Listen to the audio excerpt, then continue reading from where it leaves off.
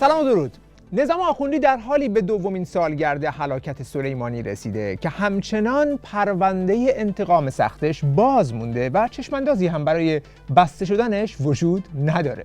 این وضعیت بسیجای نظام رو بدجوری پیشونده و حالشون رو گرفته. به همین خاطر در نامه‌ای سرگشاده به طلبکاری انتقام سخت از سران نظام پرداختند.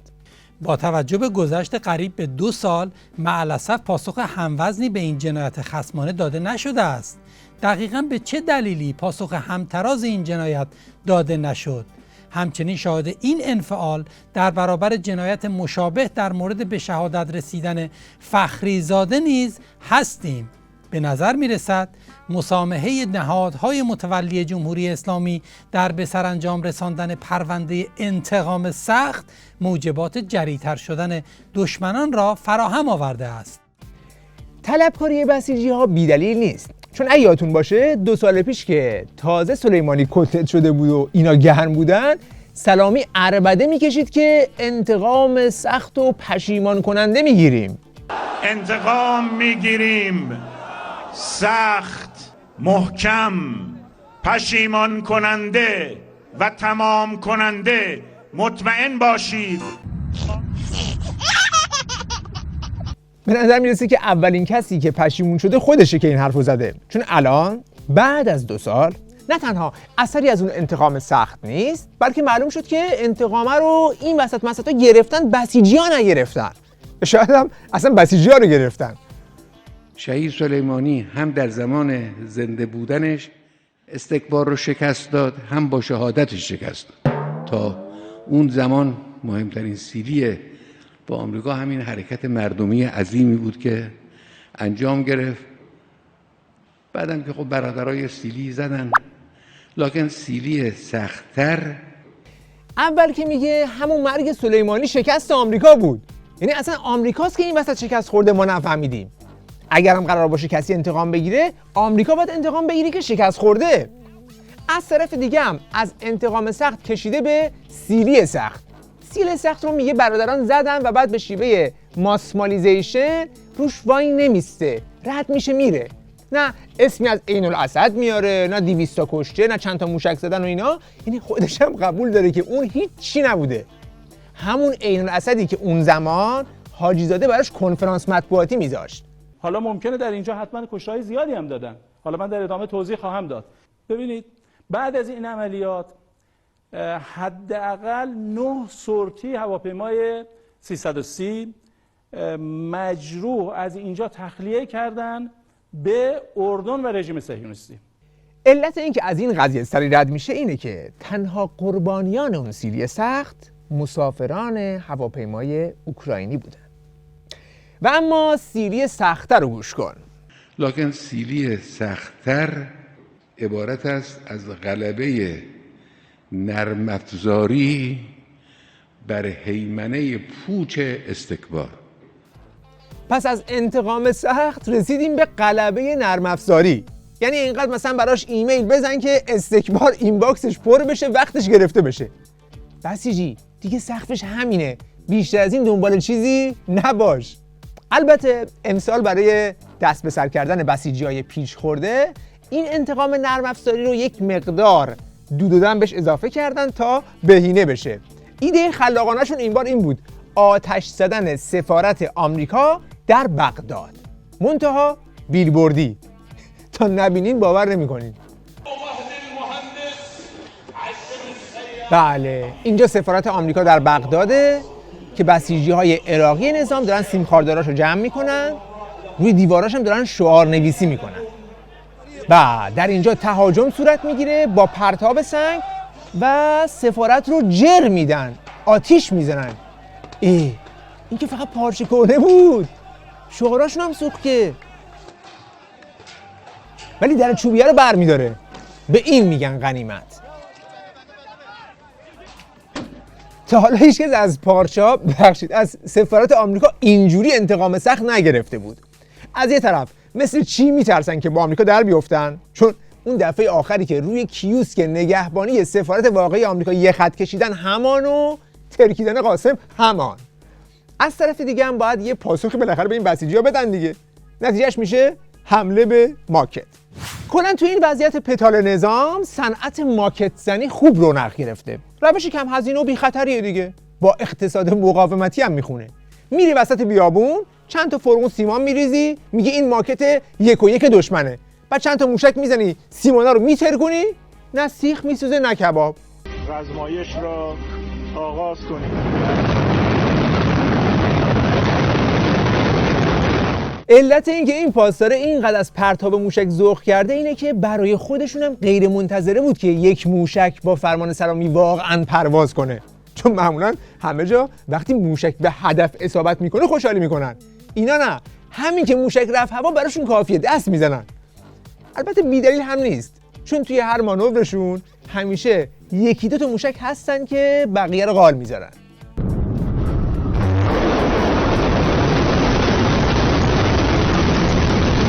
بله، همونطور که اینجا ملاحظه میکنید یکی از موشک‌ها از فرمان سلامی سرپیچی میکنه و میگه بیخیال ما شو.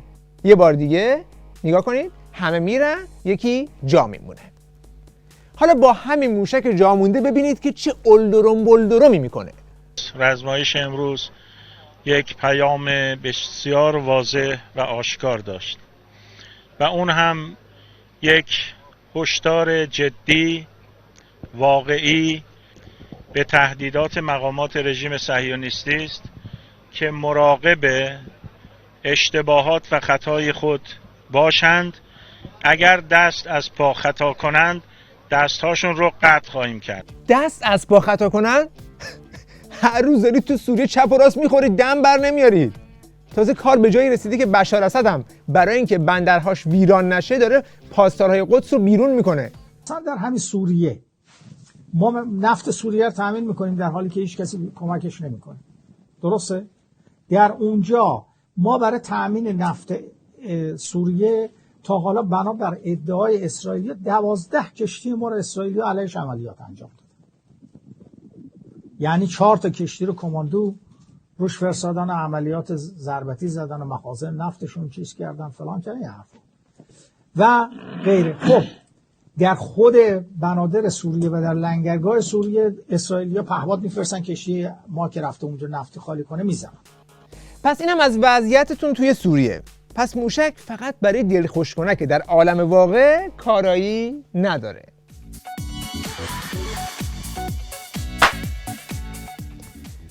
در ادامه پروژه انتقام سخت یا همون انتقام نرم افزاری، یکی دیگه از حرکت‌هایی که زدن رونمایی از آستین زیبدار سلامی بود. سلامی اینجا، سلامی اونجا، سلامی همه جا.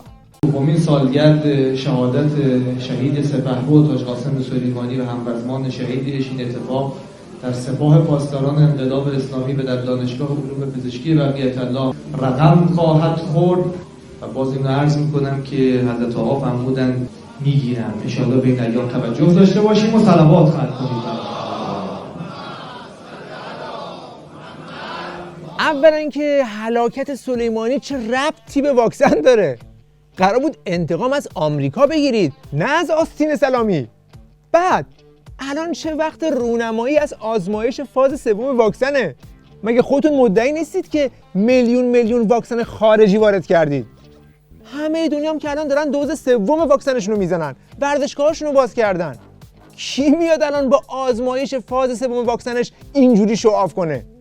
بابا قرص کرونا هم الان در اومده. این ادا اطفال مال 1 سال پیش بود.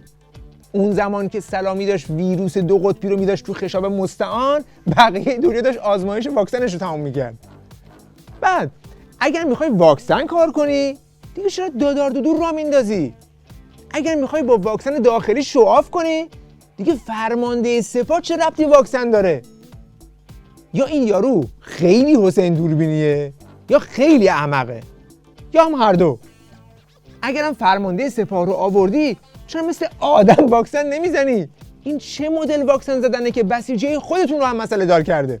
بیا این از خودشونه که داره سلامی رو مسخره میکنه. داشتیم با پاره کردن لباس سردار سلامی کنار می اومدیم که گفتن بزرگوار زیپ گذاشته. اهمیت ماجرا اونجاست که چقدر باید مسخره دشمنا بشیم. یه نمونهش هم مستعان.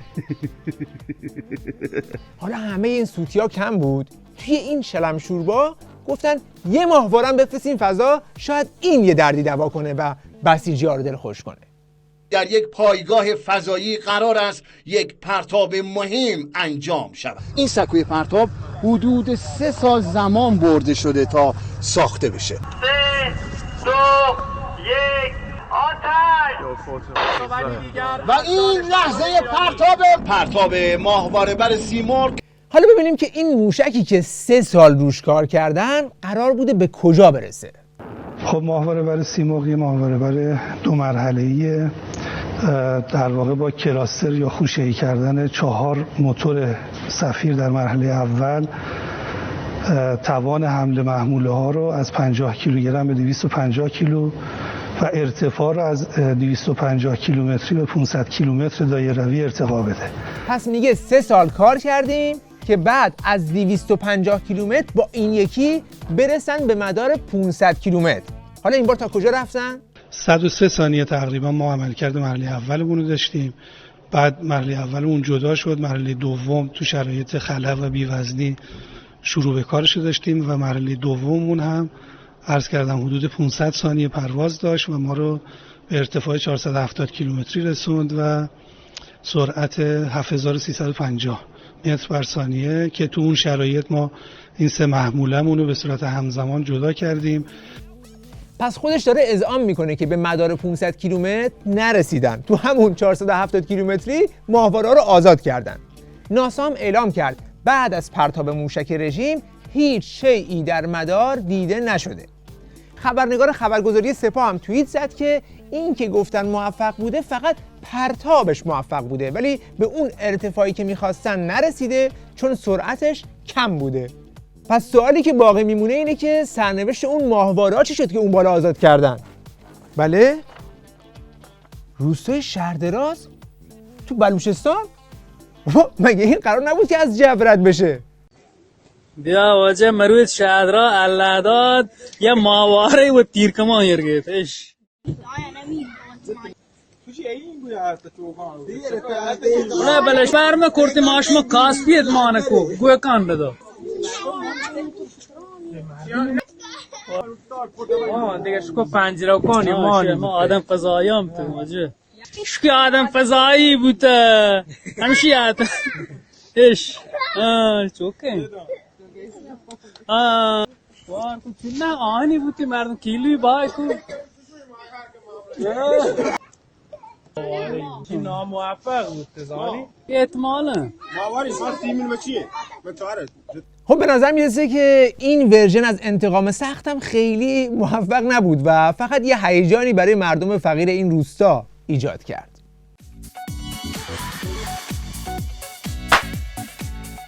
پس در نهایت میشه گفت که 2 سال بعد از ترکیدن سلیمانی وضعیت نظام توی منطقه از همیشه درام تره. توی سوریه که دیدیم چپ و راست دارن میخورن، با روسیه هم اختلاف پیدا کردن تا حدی که فرماندهان قدس رو از اونجا بیرون کردن. توی عراق هم دیدیم که احزاب تحت نفوذ آخوندها توی انتخابات بدجوری باختن و همین نتیجه هم تایید شد. توی یمن هم که نفر شماره 1شون سقط شد. انتقام سخت هم که دیدیم تبدیل شد به یک سیلی نرم به ماکت. نتیجهش هم شده شدت گرفتن شرشر ریزش بسیجی‌ها.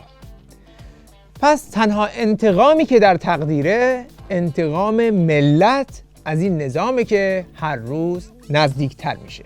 مردم ما مردم معترض خاموشند، نکند روزی این اعتراضها دهن باز بکند و همه رو در یک جا. یه نمونه از انتقام مردم از قاسم سلیمانی رو در روز رونمایی از تندیس این هیولا در شهر کرد شاهد بودیم که هنوز چند ساعت از رونماییش نگذشته بود که کانونهای شورشی تندیس رو سوزوندن و آبش کردن.